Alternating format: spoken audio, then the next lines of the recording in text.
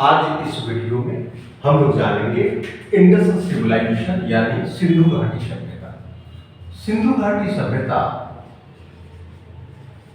हर एक परीक्षा में काफी इंपॉर्टेंट है, इससे काफी प्रश्न आते हैं और इसे जानना जरूरी है। सबसे पहले हम लोग बात करेंगे कि इससे किस प्रकार के पीटी में भी क्वेश्चन आते हैं और मेंस में भी क्वेश्चन आते हैं।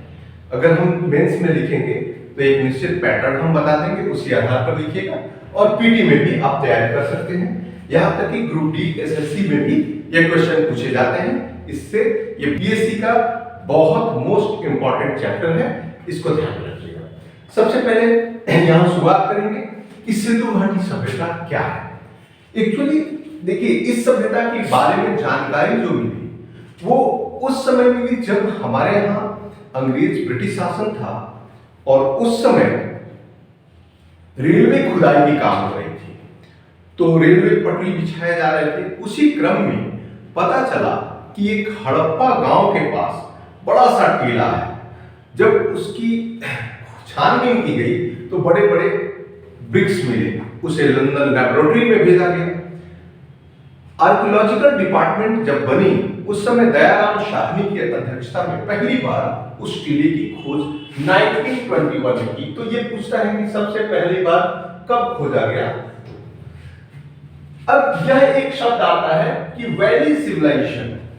देखिए, पूरे विश्व में जब मनुष्य सभ्य होने लगे थे तो सभ्यता का जैसे ही विकास हुआ था उस समय नदियों के किनारे यानी नदी के किनारे लोग विकसित हुए।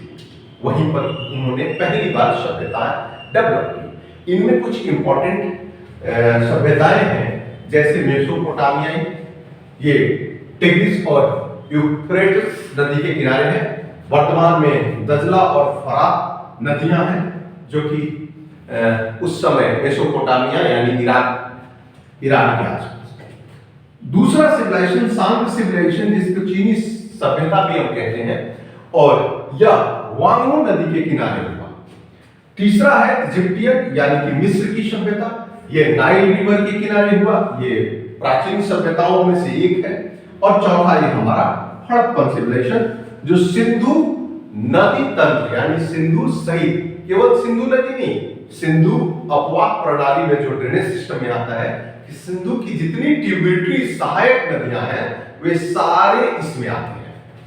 ठीक है, तो यह हुआ आपका हड़प्पन सिविलाइजेशन। और हड़प्पन सिविलाइजेशन के तीन प्रमुख नाम जानते हैं। पहला है इंडस सिविलाइजेशन यानी सिंधु नदी, इनको इंडस रिवर भी कहते हैं, इस कारण से इसे सिंधु सभ्यता या इंडस सिविलाइजेशन कहते हैं। नदी command area, river command area, जहां तक नदी का पानी का फैलाव होता है उसे रिवर कमांड क्षेत्र बोलते हैं। तो इसे सिंधु नदी घाटी सभ्यता या इंडस वैली सिविलाइजेशन कहते हैं। और तीसरा, सबसे पहले खोजा गया जो स्थान था, जो प्लेस था, उसका नाम हड़प्पा था, इसलिए इसे हड़प्पन सभ्यता कहते हैं। तो ये नाम हुआ।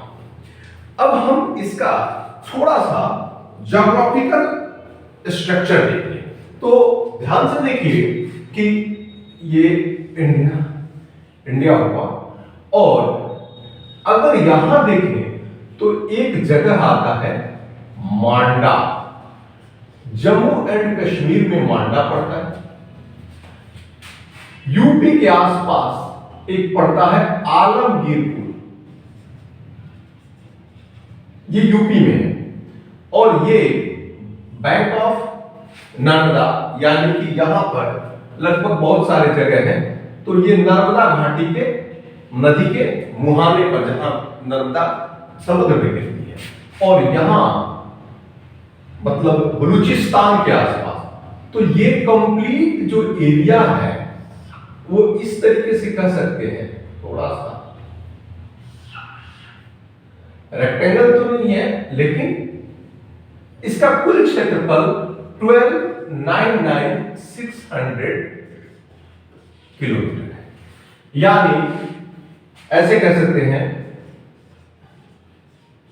आप लोग टेलीफोन नंबर की तरह 12,99,600 यानी 13 लाख किलोमीटर स्क्वायर। ये आकार में कंप्लीट ट्रायंगुलर शेप में पूछता है, ग्रुप डी में पूछता है या अन्य एसएससी के एग्जामों में कि इसका शेप कैसा है, तो यह त्रिभुजाकार है। किस तरीके के इस क्षेत्र की खुदाई हुई और अब तक लगभग मोर देन 1000 यानी 1000 से भी अधिक हड़प्पा का स्थल यानी इंडस सिविलाइजेशन के जगह प्राप्त हो चुके हैं। अब इसमें दो इंपॉर्टेंट सिटीज हैं, एक है हड़प्पा और दूसरा है मोहनजोदाड़ो। हड़प्पा जो है वो रावी नदी के बैंक पे है और मोहनजोदाड़ो सिंधु नदी के बैंक पे है। लेकिन एक राइटर थे, बहुत अच्छे हिस्टोरियन, पिगट ने इसे ट्विंस कैपिटल नाम दिया, जुड़वा राजधानी। ये क्वेश्चन आता है कि किसने जुड़वा राजधानी कहा या जुड़वा राजधानी में कौन कौन है। इसके बाद एक चीज जान लीजिए कि नदी के किनारे हैं तो ट्रेड के लिए हो या ये आने जाने के लिए, जिसको आप कह सकते हैं परिवहन के लिए, ट्रांसपोर्ट के लिए, ये लोग भी हमेशा नदी का यूज करते थे। तो मैक्सिमम सिटी जो है, चूंकि नाम से ही प्रसिद्ध है कि वैली सिविलाइजेशन या रिवर वैली सिविलाइजेशन जितने भी हैं वो सारे कहीं ना कहीं नदी के किनारे हैं। तो वहां पर दूसरे देशों से ट्रेड होते थे, इसका पुख्ता प्रमाण भी मिला है। यानी अगर हम कहें कि एक लोथल एक प्लेस है जहां पे इस मेसोपोटामिया ये सिविलाइजेशन का आपका सील, वहां पे चलने वाले मुहर मिले हैं। तो लोथल हुआ, सुकांगेडोर हुआ, बालाकोट हुआ, ये सारे जगह जो थे वो मोस्टली स्पेशली फॉरेन ट्रेड के लिए थे। अब आता है इसका समय, टाइम की बात। अलग अलग लोगों ने, किसी ने 5000, किसी ने 7000 ईयर्स पुराना कहा, लेकिन सबसे ज्यादा हम लोग कार्बन डेटिंग पर मानते हैं।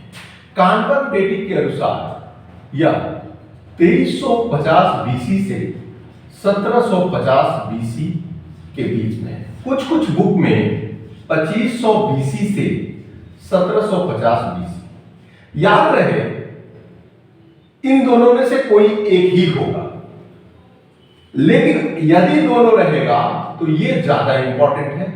ये बाकी एनसीईआरटी, नया वाला एनसीईआरटी में ये है, ओल्ड वाले में ये है, लेकिन आप ये दोनों को ध्यान में रखिएगा।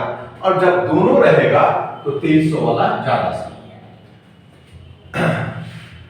अब आता है कि इस स्थलों में, इस सभ्यता में कुल कितने महत्वपूर्ण स्थल थे। तो उनमें जो इंपॉर्टेंट थे, जिनमें 6 महत्वपूर्ण स्थल हैं, हड़प्पा, मोहनजोदाड़ो, चामुंडो, कालीबंगा, लोथल और हमने पहले भी आपको बताया था कि हिस्ट्री में प्री हिस्ट्री, प्रोटो हिस्ट्री यानी प्राक ऐतिहासिक काल और आद्य ऐतिहासिक काल, इस पीरियड में बहुत सारे लिखे हुए पिक्टोग्राफ मिले हैं, चित्रलिपि मिले हैं, लेकिन उसे अभी तक पढ़ा नहीं जा सका। और जब पढ़ा नहीं जा सका तो उसके बारे में हम जानकारी नहीं एकत्रित कर पाएंगे। इसलिए इसे प्रोटो हिस्ट्री यानी आद्य इतिहास में रखते हैं, लेकिन कुछ परीक्षाओं में इसे पोस्ट प्री हिस्ट्री में डाल दिया गया है। कारण जो भी रहा, लेकिन मैक्सिमम इसे हम आद्य इतिहास में पढ़ेंगे, क्योंकि इसमें रिटन एविडेंस है, हम पढ़ नहीं पा रहे। तो जब नहीं पढ़ पा रहे हैं तो उसी आधार पर हम आकलन लगाते हैं कि ये कब की अवस्था है, इसमें क्या क्या महत्वपूर्ण है। तो उस आधार पर जो प्राप्त एविडेंस है उसके आधार पर लगाया गया कि यह ब्रोंज एज कहते हैं ताम्र पाषाणिक, ये कैल्कोलिथिक एज में कांस्य युगीन।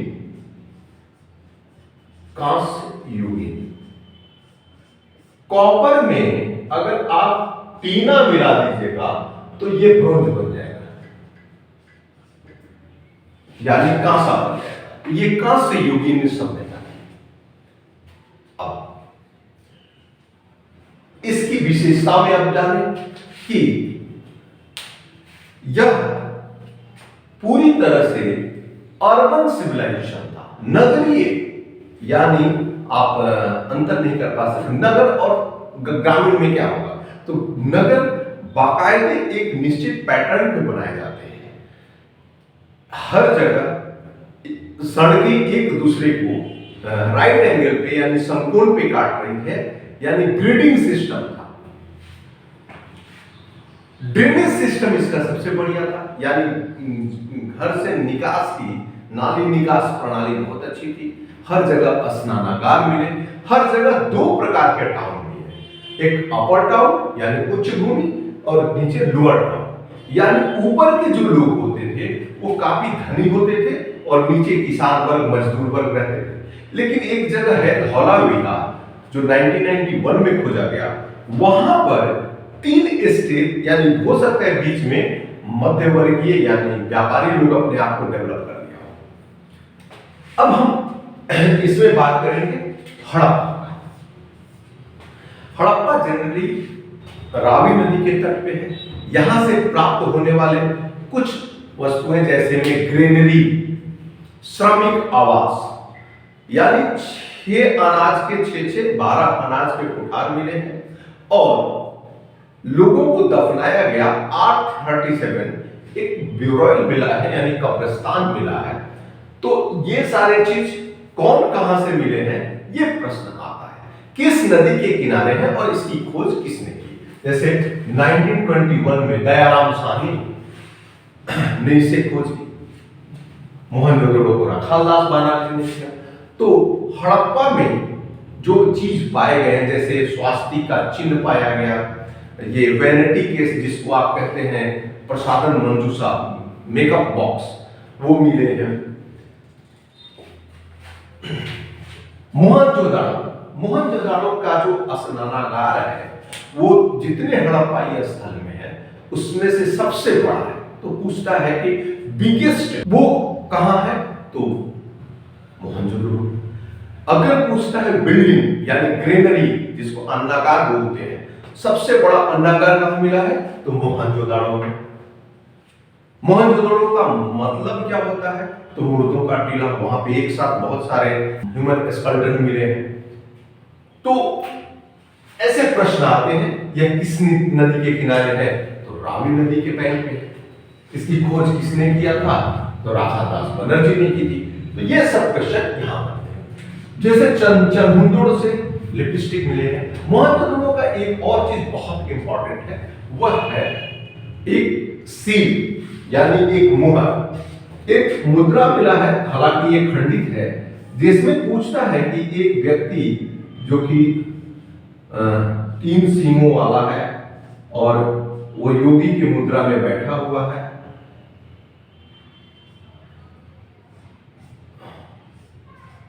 इसके किनारे कुछ जानवर हैं, याद रखिएगा, एक राइनो है यानी गेंडा, बाघ है, टाइगर है, भैंस है, बफेलो, हिरन है, हाथी है, पैरों के पास 2 हिरन और हाथी।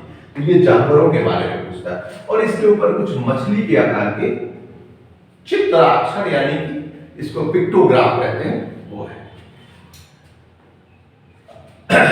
उसी तरीके से मोहनजोदड़ो हड़प्पा स्थल में एक प्राप्त है कांसे की नर्तकी, एक डांसिंग गर्ल है जो कमर पे हाथ लिखे हुए है और एक पैर पे। तो ये बहुत पॉपुलर है। ब्रोंज का उस समय इतना बेस्ट कारीगरी नहीं हो सकती है। उसी तरह से कालीबंगा का मीनिंग होता है ब्लैक बैंगल्स यानी काले रंग की चूड़ियां। यहां पर आपका पहली बार प्लाउड फील्ड यानी कि जुता हुआ खेत का प्रमाण मिला है। लोथल जो कि बैंक पे है यानी कि पृथ्वी के लिए नर्मदा नदी के किनारे बसा हुआ है। इसमें एक आर्टिफिशियल पोर्ट बना हुआ है, आर्टिफिशियल याद है, उस समय मतलब प्राकृतिक बंदरगाह न होके मानव द्वारा निर्मित बंदरगाह है जो कि भोगवा नदी से जुड़ा हुआ है। यहां पर विदेशी मोहरें भी मिली हैं। एक और चीज यहां मिला है आपको, एक जार मिला है, उस जार पर लोमड़ी और कौवे वाली चित्र है, जो कि हितोपदेश में आप पढ़े होंगे कि एक चालाक लोमड़ी थी। फिर एक ब्रोंज का बड़ा सा स्केल यानी जिसको मापन डंडा मिला है, जिसमें चिन्ह अंकित है। तो लोग 16 मल्टीपल्स, 16, 32, 160, 132 ऐसे मल्टीपल्स का यूज वजन के लिए करते थे, मापने के लिए। अब बात करते हैं टाउन प्लानिंग। इसका सबसे जबरदस्त है, यानी इतना पुराना शहर, आज से लगभग 5000 वर्ष पहले लोग एकदम राइट एंगल में रहते थे। यानी शहर जैसे में चंडीगढ़ और अन्य कॉलोनी एरिया जो बसते हैं उस तरीके से बसाया गए हैं। उसमें हर घर में पानी निकलने की सुविधा, जो कि सबसे बेस्ट दर्शाती है। कुछ जगह तो प्री हड़प्पन है, कुछ पोस्ट हड़प्पन है, कुछ हड़प्पन एज का है, अलग अलग क्षेत्र है। रिलीजियस लाइफ बहुत कंट्रोवर्शियल है, एक भी मंदिर नहीं मिले हैं, लेकिन कालीबंगा एंड लोथल दो ऐसे जगह हैं जो फायर ब्यूरोल मिले हैं, आग का अग्निकुंड मिला है। अब हवन करते हैं कि पता नहीं। अगर हम बात करते हैं तो ये जो सील है, इस सील में जो बैठा है उसको पशुपति की तुलना की गई है। हड़प्पा से एक प्राप्त जो मूर्ति मिली है वो मदर गॉडेस यानी मातृदेवी जैसे में नील के, मतलब ये इजिप्टियन लोग नाइल को आइसिस के रूप में पूजा करते थे। ये लोग नील देवी की पूजा करते थे, वैसे ही हड़प्पा लोग मातृदेवी मदर गॉडेस की पूजा करते हैं। इसके अलावा हर जगह यूनिकॉर्न यानी एक सींग वाला, एक बैल कह लीजिए या घोड़ा कह लीजिए, उसकी बहुत ज्यादा पूजा करते हैं। फिर जो कुबड़ वाला यानी हम वाला बैल की पूजा, बहुत सारा मूर्तियां मिली है। इसके अलावा नाग, कबूतर, पीपल ये सारे पूजते थे, लेकिन ये कंफर्म नहीं है। हो सकता है कि वे लोग ट्राइबल्स होंगे, नेचर की पूजा करते हैं। इकोनॉमिक लाइफ ये पूरी तरह से एग्रीकल्चर पे आता है। तो पूछता है कि ये सिंधु घाटी सभ्यता किस चीज पर डिपेंड है? तो पूरी तरह से कृषि पर आधारित यह व्यवस्था, कृषि इसका था। बाद में व्यापार चालू हो गया। जानवरों के बारे में आपने पशुपति की मुहर देखी, राइनो के बारे में जानते थे, हाथी के बारे में जानते थे। कुछ जगह है, जैसे अमरी एक जगह है, अमरी से गिंडा का ऑसिस मतलब जो भी मिला है। फिर एक और सुरकोटाडा एक प्लेस है जहां से हॉर्स का एविडेंस मिला है। तो ये एविडेंस पूछता है कि एनिमल का एविडेंस है। एक कालीबंगा में चनहुंदड़ों में तो एक ईंट के ऊपर कुत्ता बिल्ली का फुट पांव मिला है, जिससे पता चलता है कि यहाँ पे ये सब दौड़ रहे होंगे। तो ये सब जानवरों की जानकारी। यूनिकॉर्न हमने बताया बहुत इंपॉर्टेंट है। और सोशल लाइफ के बारे में अब देखिए, हड़प्पन सिविलाइजेशन में एक मॉन्क मतलब पुजारी के सिर मिला है, प्रीस्ट होगा। तो ये कहना बड़ा मुश्किल होगा कि लाइफ कैसी रही होगी, लेकिन मिले हुए चीजों से पता चलता है कि ये लाइफ काफी उच्च क्वालिटी के होंगे। जैसे शहर दो भागों में बंटे थे, एक अपर दूसरा लोअर टाउन। तो अपर टाउन में उच्च वर्ग रहते थे, तो इस प्रकार डिवीजन अवश्य रहा होगा। और जो भी एविडेंस मिले हैं उस एविडेंस के आधार पर हम कह सकते हैं कि यहाँ ट्रेड जो होता था वो एग्रीकल्चर से भी होता था, लेकिन कुछ बाहर से भी मिले हैं ये ट्रेड। जैसे में लाल पत्थर होता है वो अफगानिस्तान में, टीन जो होते थे वो इंपोर्ट करते थे आपके हजारीबाग से, झारखंड के। फिर आपको कोलार माइन या हट्टी माइन से सोना लाते थे। तो ये सारी चीज कहीं ना कहीं से वो लोग इंपोर्ट करते थे। हड़प्पा सिविलाइजेशन से क्वेश्चन काफी अच्छे पूछे जाते हैं। एक और पूछा कि ये कैसे डिक्लाइन हुआ। तो क्लाइमेट चेंज यानी जलवायु परिवर्तन इसका मुख्य कारण रहा, जो कि इसको बदल दिया। और कुछ लोग कहते हैं कि भयंकर बाढ़ आ गई, फ्लड के कारण बह गए, क्योंकि जब खुदाई हुई थी तो 9 लेयर मिले हैं मोहनजोदाड़ो का। अगर हम बात करें कि यहाँ के लोग कैसे लोगों को दफनाते या जलाते थे, तो तीनों विधि थी। या तो पूरी तरह से जला देते थे, या पूरी तरह से दफना देते थे, या कुछ जलाते थे, कुछ दफनाते थे। एक और मिला है लोथल में, एक ही बुराल में मेल और फीमेल दोनों को एक ही में दफनाया गया। अब यहाँ पे काफी कंट्रोवर्सी है कि हो सकता है सती प्रथा हो, सती सिस्टम लागू हो, या हो सकता है कि दोनों को मारकर डाल दिया हो। तो ये काफी कंट्रोवर्शियल है, लेकिन यह कंफर्म है कि वो लोग जलाते भी थे, दफनाते थे भी थे, यानी कि फुल कंप्लीट जला देते थे, कंप्लीट दफना देते थे, और आधा जलाकर आधा दफना देते थे। तो देखिए, इससे बहुत सारे क्वेश्चन बनते हैं।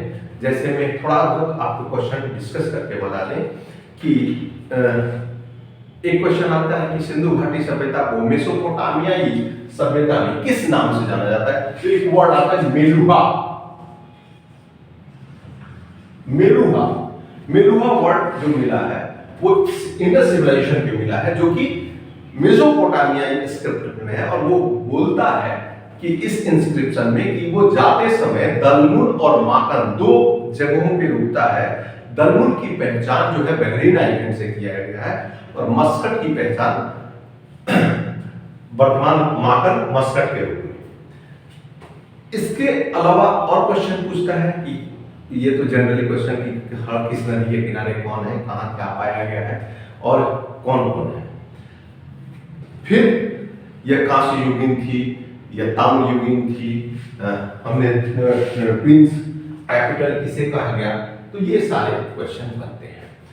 तो ये था हड़प्पा का कुछ क्वेश्चन। हम कोशिश करेंगे कि इसमें डिस्क्रिप्शन बॉक्स में इसके कुछ नोट्स तैयार कर दें। आप लोग इसके साथ मेरे साथ मिलकर नोट्स बनाइए। हम धीरे धीरे कंप्लीट हिस्ट्री पढ़ाने की कोशिश करेंगे, जो कि पीटी के लिए भी और मेंस के लिए भी इंपॉर्टेंट रहेगा, चाहे वो एसएससी हो या जो भी एग्जाम हो, सबके लिए। ठीक है, थैंक यू।